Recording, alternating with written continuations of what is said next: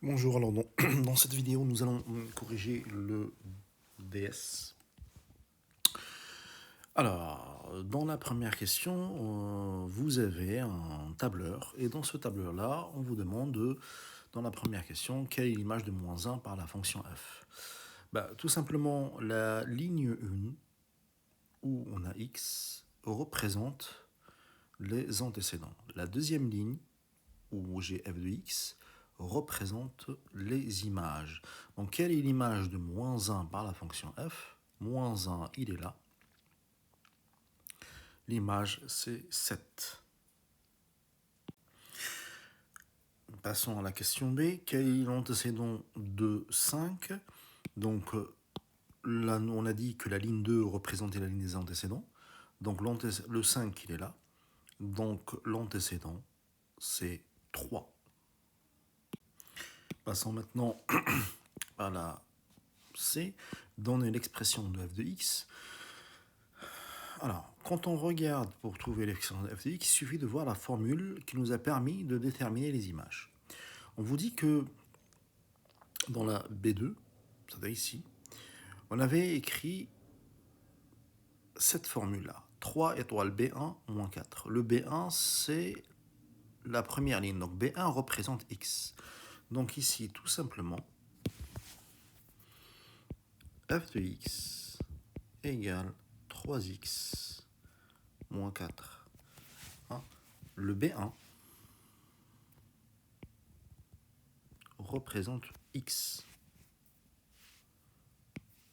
Il est là, x. Donc B1, c'est la première valeur de x. C1, deuxième valeur de x, et ainsi de suite. Donc ça veut dire que là, il suffit juste de remplacer B1 par x, et le étoile, on est bien d'accord que c'est la multiplication. Et enfin, calculer f de 10, il suffit juste de remplacer x par 10, et on aura 3 fois 10 moins 4, égale à 30 moins 4, qui me donne 26. Donc voilà la question 1. Maintenant, question 2, on vous donne un programme de calcul et on vous dit écrire sur votre copie les deux dernières étapes du programme. C'est-à-dire les deux dernières étapes, c'est celle-là et celle-là. Donc choisir un nombre, c'est cette question-là. Demander, choisir un nombre et on l'affecte à A. Ensuite, ajouter 3 à ce nombre, c'est ça. A plus 3 à ce nombre. Donc là, on prend A fois A étoile 2. Alors, on avait dit que dans un programme, c'est ligne par ligne. Donc là, il va prendre le résultat de cette ligne-là. D'ailleurs, on va le réécrire en mode affectation. Donc là, A reçoit la valeur de la réponse. Ici, A reçoit A plus 3. Ici, A reçoit A fois 2. Donc, bien évidemment, la valeur de A ici, c'est celle-là. C'est toujours la valeur précédente. Donc, ça, en fait, c'est cette valeur qu'on met ici. Et enfin, celle-là, A reçoit A moins 5. Et comme tout à l'heure, en fait, c'est cette valeur-là qui est mise ici. Moi, il me demande les deux. Donc là, ajouter 3 nombres, multiplier le résultat par 2. Et la dernière ligne, c'est soustraire le résultat par 5. Donc voilà ce que le programme, ce qu'il fallait mettre. Alors, on vous dit ensuite, si on choisit le nombre 8 au départ, quel sera le résultat? Tout simplement, si je viens ici et j'applique ce programme-là, donc A reçoit la valeur de 8. Ensuite, forcément, on aura 8 plus 3 que je mets dans A. 8 plus 3 est égal à 11. Ensuite, ben, on prend la valeur d'avant, donc 11 fois 2 qui est égal à 22. Je le mets dans A. Et ensuite, ben, 22 moins 5 qui est égal à 17. Je vais mettre dans A. Donc, si je mets A 8 au départ, le résultat final, la sortie, on obtient A égale 17. Passons maintenant à la question C. Alors, on vous dit, on choisit x comme un nombre de départ, montrez que le résultat obtenu avec ce programme de calcul donnera 2x plus 1. Donc, on va faire exactement la même chose qu'on a fait ici, mais au lieu d'en mettre un nombre, on va mettre x à la place. Donc, la première ligne, A va recevoir x. La deuxième ligne, A reçoit, on a dit, la valeur d'avant, donc x à laquelle il rajoute 3. Ensuite, A reçoit la valeur d'avant multipliée par 2. Donc là, attention, on doit mettre les parenthèses. Et enfin, la dernière ligne, A reçoit la valeur d'avant, donc 3 plus x fois 2, à laquelle j'enlève 5. Si je regarde cette quantité-là, est-ce que c'est égal à 2x plus 1? Pour l'instant, je ne sais pas, donc il suffit juste donc là, de développer. Donc, qu'est-ce qui va se passer? On prend 2 fois x plus 3 moins 5. Donc là, c'est une distributivité simple. On aura 2 fois x, 2x, plus 2 fois 3 plus 6, moins 5. Et on voit bien que 2x plus 6 moins 5, ça fait bien 2x moins 1. Donc si on part de x, on arrive à 2x moins 1. Alors, pour répondre à la question D, quel nombre doit-on choisir au départ pour obtenir 6? Bon, il y a deux façons de voir. Soit, je sais que si je prends x au départ, j'arrive à 2x moins 1.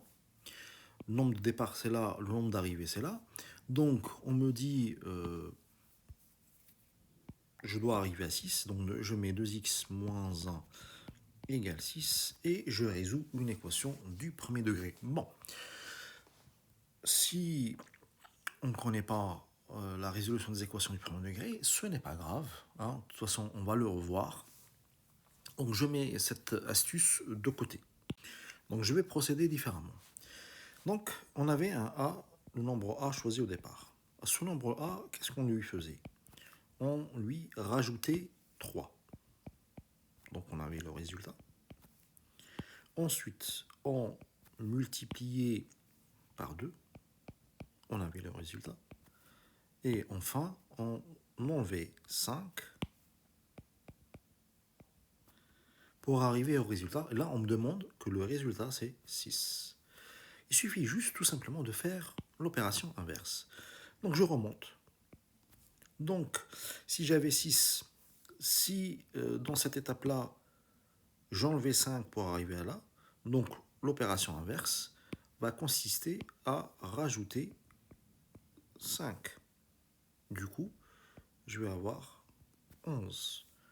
Ensuite, cette étape-là, pour passer de là à là, je multiplie par 2. Donc pour passer à là, tout simplement, je vais diviser par 2.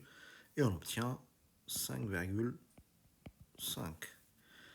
Et enfin, pour arriver au nombre de départ, donc là, la même chose. Pour passer de cette étape à cette étape, on rajoutait 3. Donc là, je fais l'inverse. Donc, je vais enlever 3. Et au final, si j'enlève à 5,53, j'obtiens 2,5. Et voilà. Le travail après, on aurait pu, de tête, tester, et j'arrive à 2,5. Passons maintenant à la dernière question. quel nombre faudrait-il choisir pour que la fonction f, c'est-à-dire celle-là, 3x moins 4, hein, et le programme de calcul donne le même résultat. Alors, là aussi, soit j'algébrise le problème, donc ça veut dire que la fonction f, on sait que f de x est égal à 3x moins 4, et on me demande que ça doit me donner le même résultat que le programme, donc ça doit être égal à 2x moins 1. Donc encore une fois, je sais résoudre les équations, tant mieux pour moi. Je ne sais pas résoudre les équations, ben je vais utiliser une autre méthode. Alors cette méthode consiste, la deuxième méthode consiste à quoi? C'est tester avec des valeurs. Donc, je ne vais pas aller trop loin. Les valeurs, ils sont là. Bon. Avec 0, la fonction f va me donner moins 4. Avec 0, le programme va me donner 2 fois 0, 0, ça va me donner moins 1. C'est loin. Avec la fonction f, 1 me donne moins 1. Si je remplace ici par 1, ça va me donner 1. Donc, c'est pas bon. Avec le 2, f me donnait 2. Avec 2 ici, le programme, je remplace 2 fois 2, 4, moins 1, ça me donne 3. Avec 3, f me donnait 5. Avec 3, si je remplace 2 fois 3, 6, moins 1, 5. Ah ben, ça fonctionne. Donc, on voit bien que si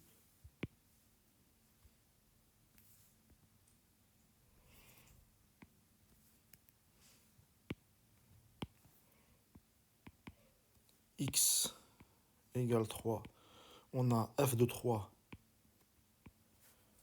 est égal à 5.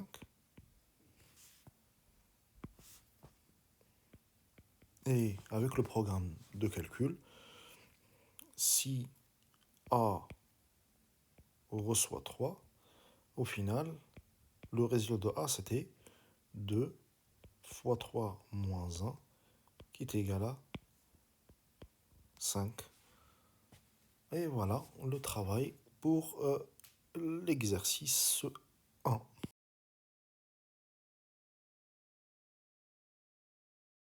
Dans l'exercice 2, c'est une lecture graphique. Donc vous avez ce graphique-là qui représente la vitesse du vent en fonction des heures. Toujours ce qui est sur l'axe des ordonnées en fonction de ce qu'il y a sur l'axe des abscisses. La première question, quelle est la vitesse du vent prévue pour 14 heures? Donc on vient ici, on a 14 heures, et on cherche l'image, et ça me donne 19. Et on écrit, par lecture graphique, la vitesse du vent à 14 heures est de 19 nœuds. Maintenant, question B, à quelle heure prévoit-on 12 nœuds de vent? Donc là, c'est le contraire. Donc je vais ici, je regarde le 12 il est là. Donc là, on voit bien que j'ai deux possibilités. Ici, à 1 heure, et ici, à 7 heures. Et on écrit, comme tout à l'heure, par lecture graphique, la vitesse est à 12 nœuds vers 1 heure et 7 heures. Bah, c'est la question C, à quelle heure la vitesse du vent prévoit-elle est-elle la plus élevée? Donc on regarde le graphique, on voit bien que le pont le plus élevé, il est là, et ça représente 11 heures. Donc là, la même chose, on va y... Par lecture graphique, la vitesse la plus élevée est vers 11 heures. Maintenant, à la question D, à quelle heure la vitesse du vent prévue est-elle la plus faible? Donc la même chose, je regarde le graphique, le pont le plus bas, il est ici, donc c'est vers 5 heures, et on écrit la même chose que tout à l'heure.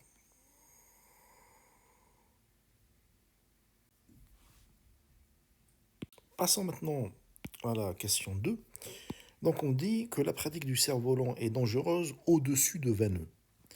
De quelle heure à quelle heure? Donc déjà dans la question, on a une plage horaire. De quelle heure à quelle heure? Ne faut-il pas faire de cerf-volant? Et bien sûr, on répondra avec la précision permise par le graphique. Donc ils disent qu'au-dessus de 20 nœuds. Je viens ici, le 20 nœuds, il est là. Au-dessus de 20 nœuds, c'est toute cette partie-là. Donc, tout d'abord, je vais tracer une droite ici. Et ensuite, on va voir à partir de quelle heure je ne peux pas pratiquer. Donc, quand je trace ma droite, je vois bien qu'elle la coupe ici et qu'elle la coupe ici. Donc, toute cette partie-là, elle est au-dessus de 20 nœuds. Donc, entre ce point-là et ce point-là, c'est là où je ne peux pas pratiquer. Alors, quand je regarde ici, c'est pour ça qu'ils ont dit par la précision permise par lecture graphique. Donc, ce point qui est là, il est entre 8h et 9h, donc à peu près 8h30. Et ce point-là, c'est 12h, donc c'est entre 8h30 et 12h. Donc, comme dans les questions précédentes, on dit que par lecture graphique, il ne faut pas faire du cerf-volant entre environ 8h30. Alors, pourquoi je dis environ? Parce que je ne sais pas exactement c'est combien. Et 12h. Vous allez voir l'année prochaine que ce sera l'intervalle qui va de 8h30 à midi. Donc voilà, concernant l'exercice 2. Passons maintenant à l'exercice 3. Dans la question 1, on vous demande de calculer l'aire du triangle isocèle, ce triangle-là. Et on vous dit un rappel, l'aire du triangle, c'est base fois hauteur divisé par 2. Alors beaucoup d'entre vous m'ont fait 13 septièmes fois 24 septièmes. Malheureusement, ils ne comprennent pas que la hauteur, ce n'est pas celle-là. La hauteur dans un triangle, c'est celle qui passe par le sommet et perpendiculaire au côté opposé. Donc là, on voit bien que ça, c'est un angle droit. Ça veut dire que ça, c'est la hauteur. Ah, et donc, pour pouvoir calculer, il me faut la hauteur. La base, je l'ai. C'est ça. La hauteur, je ne l'ai pas. Bon, qu'est-ce qui va se passer? Pas de panique. On prend cette partie-là du triangle qui elle est là. Donc, dans ce triangle rectangle, qu'est-ce que je connais? Je connais ce côté-là qui fait 13 septièmes.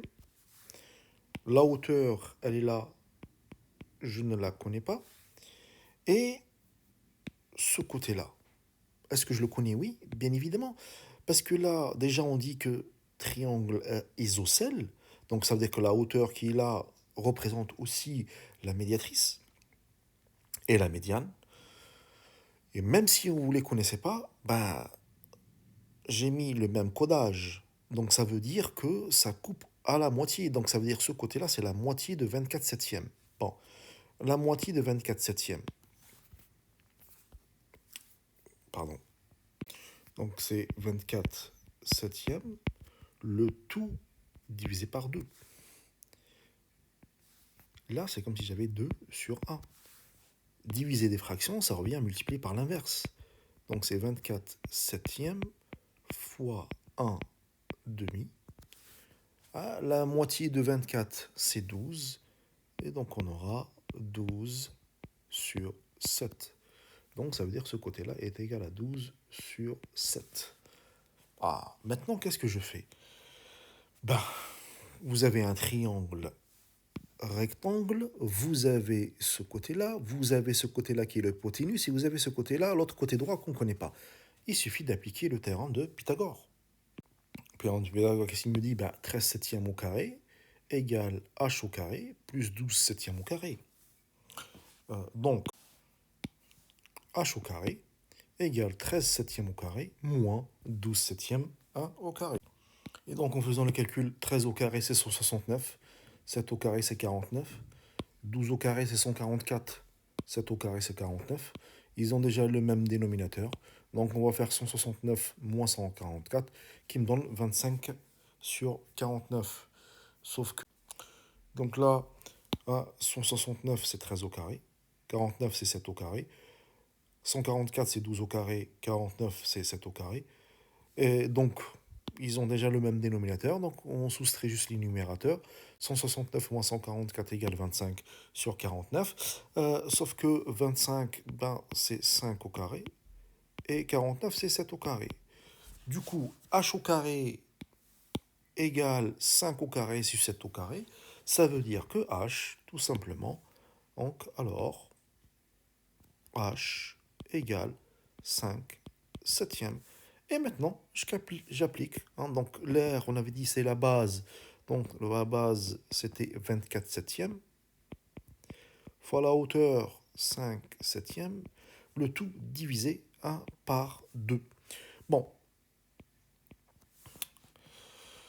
donc là, qu'est-ce qui va se passer? Donc on aura 24 fois 5 sur 49, le tout divisé par 2. Donc on aura donc 24 fois 5, 120, divisé par 49, fois 1 demi.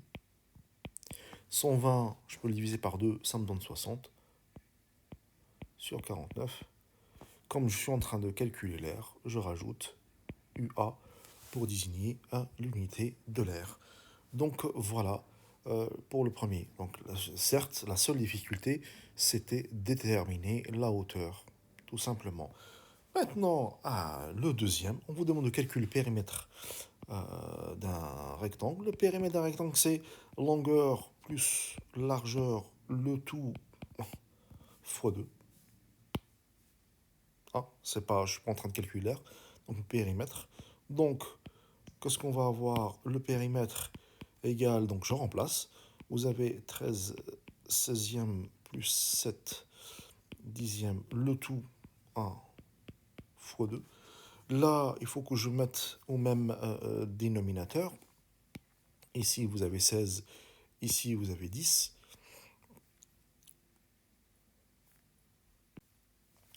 Donc, le dénominateur commun ici, donc là, je cherche. Donc, si je multiplie ça par 5, ça me donne 80. Et je multiplie ça par 8, ça me donne 80. Donc, c'est 80. Donc, en multipliant 13 par 5, ça me donne 65. En multipliant 7 fois 8, ça me donne 56. Donc, on aura 65 plus 56 sur 80, le tout fois 2.